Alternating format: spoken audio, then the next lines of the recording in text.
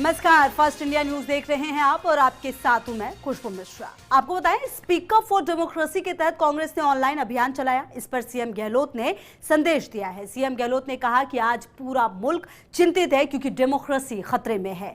Speak up for democracy program जो चलाया गया है, इसके मायने हैं, इसका अपना संदेश है। उसको एक तरफ आम जनता को भी समझना पड़ेगा और दूसरी तरफ जो हुकूमत में है उनको भी समझना पड़ेगा।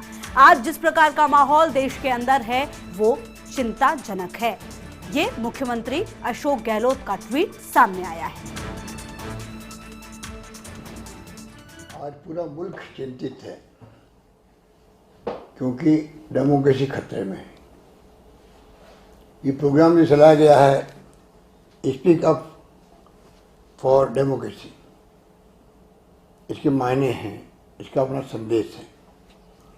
उसको समझना पड़ेगा, एक तरफ आम जनता को भी और दूसरी तरफ जो हुकूमत में उनको समझना पड़ेगा। आज़ादी मिली, हमें बहुत कीमत चुकानी पड़ी। महात्मा गांधी की रहनुमाई के अंदर त्याग, बलिदान, कुर्बानी हुई थी। जेलों बंद रहे थे, पंडित नेहरू 10-10 साल बंद रहे थे। सरदार पटेल, अबू कलाम आज़ाद साहब, अम्बेडकर ने संविधान बनाया। उस कीमती आज़ादी की रक्षा की गई। आज़ादी के बाद में भी पाकिस्तान की तरह यहाँ पर बार बार सैनिकों का शासन नहीं हुआ था। यहाँ पर 70 साल तक सरकारें बदली। इंदिरा जी, राजीव जी, वाजपेयी जी, कई प्राइम मिनिस्टर आए, कई चले गए, परंतु लोकतंत्र को मजबूत किया सबने। आज जिस प्रकार का माहौल देश के अंदर है वो चिंताजनक है।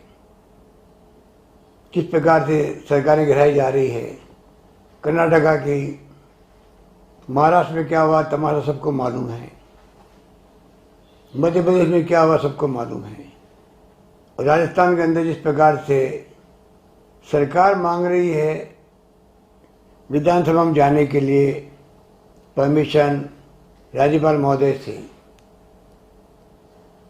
सत्ताधारी पार्टी हमेशा रिलेक्टेंट रहती है, विपक्ष मांग करता है, या हम मांग कर रहे हैं। अभी तक उसका जवाब नहीं आया है। मैं उम्मीद करता हूँ कि माननीय राज्यपाल बहुत ही पुराने राजनीतिज्ञ भी हैं, मिलनसार है, व्यवहार कुशल है और उनके पद की बहुत बड़ी गरिमा है, संवैधानिक पद है। वो जल्दी शीघ्र ही हमें आदेश देंगे, हम असेंबली बुलाएंगे।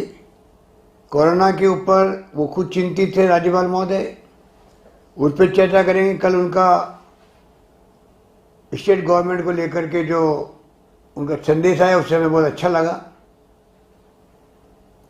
राज्य सरकार ने जो कदम उठाए हैं कोरोना की लड़ाई को लेके, मैनेजमेंट किया, उसकी तारीफ की उन्होंने।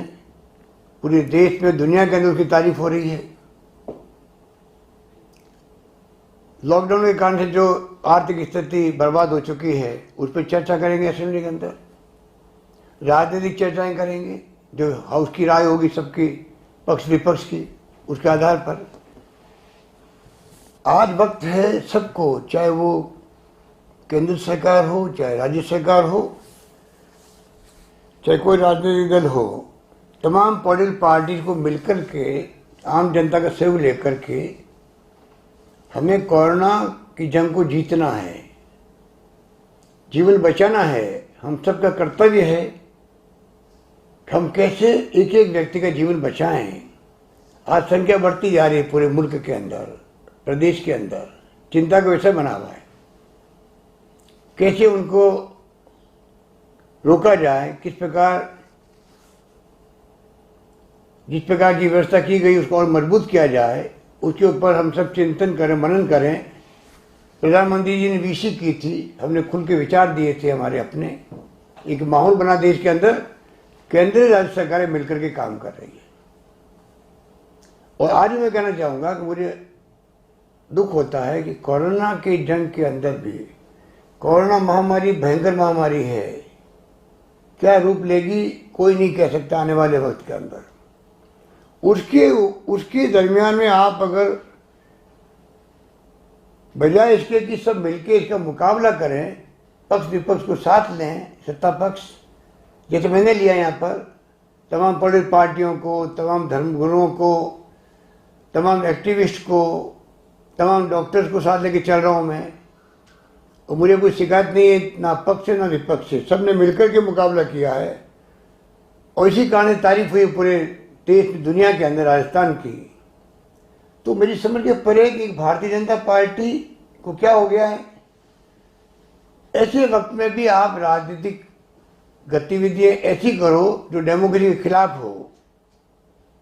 आपने सरकार गिरा दी कर्नाटका की, कोरोना प्रारंभ हो चुका था तभी परवाह नहीं करी आपने, पूरा समय लगाया।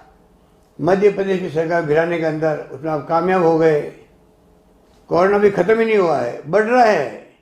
राजस्थान की तरफ आपने रुख कर लिया। हो क्या रहा देश के अंदर?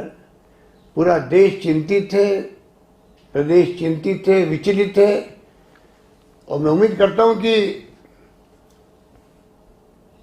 इस बात को समझेंगे। आज़ादी के बाद में 70 साल तक इंदिरा गांधी की जान चली गई, तो शहीद हो गए देश के लिए, देश की एकता के लिए, अखंडता के लिए।